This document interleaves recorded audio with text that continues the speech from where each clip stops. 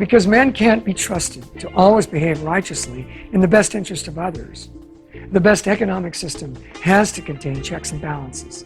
There must be some ingredient in the system that forces a fair and balanced playing field. That's where competition comes in. The Bible calls for men to compete with each other in the marketplace to encourage fruitfulness. When this biblical principle is applied, it turns out to be really practical.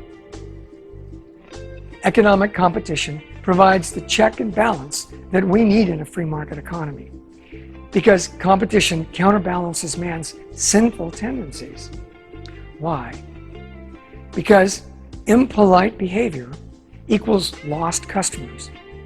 So does shoddy work or lazy attitudes. So a good business person has to look out for the customer's best interests, or the customer will go to the competition. Economic competition forces people who may not be polite or responsible by nature to act polite and responsible in order to stay in business or to simply keep their job. Self-control and discipline upon everyone who provides a good or service.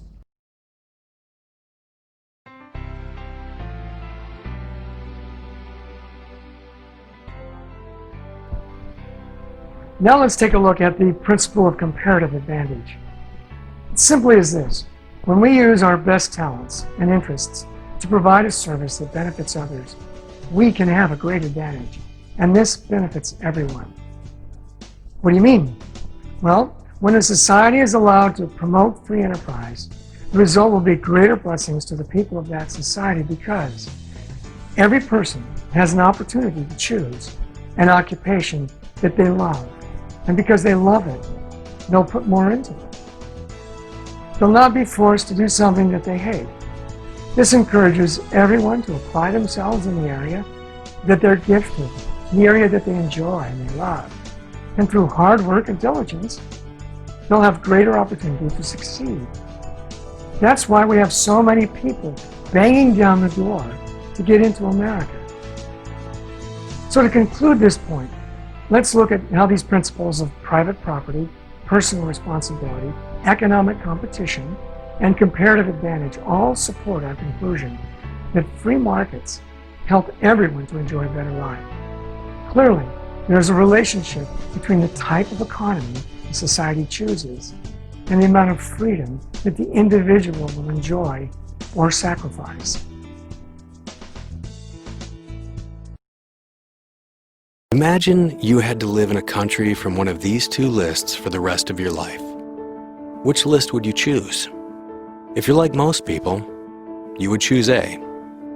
Let's take a look at why that is. Take Chile and Venezuela. Chile's poverty rate is half that of Venezuela's, and its inflation rate is a fraction of the size. Actually, all of List A appears to be better off than B. Look at income per person. It's 10 times higher on average in List A. But these lists aren't organized by income. They're organized by economic freedom. List A countries have the most free economies in the world. List B, the least free. Across the globe, we see a strong relationship between economic freedom and people's quality of life. For instance, people in the most free countries earn, on average, over 8 times more than people in the least free. The poor earn 10 times more. People in the most free countries are happier. They have better protected civil rights, cleaner environments, and the average person lives 20 years longer. The freest countries also have less corruption, less infant mortality, less child labor, and less unemployment. So if you care about improving people's lives, then you really care about economic freedom. And having economic freedom means your property is protected under an impartial rule of law. You're free to trade with others for what you need and want. Your money keeps its value because your national currency is stable. And government stays small relative to the size of the economy. For years, the U.S. was among the world leaders in economic freedom. But over the last decade, the U.S.'s ranking fell. and it's projected to keep falling. The question is, will our quality of life fall with it? If you like this video and want to join the discussion, visit facebook.com/economic freedom.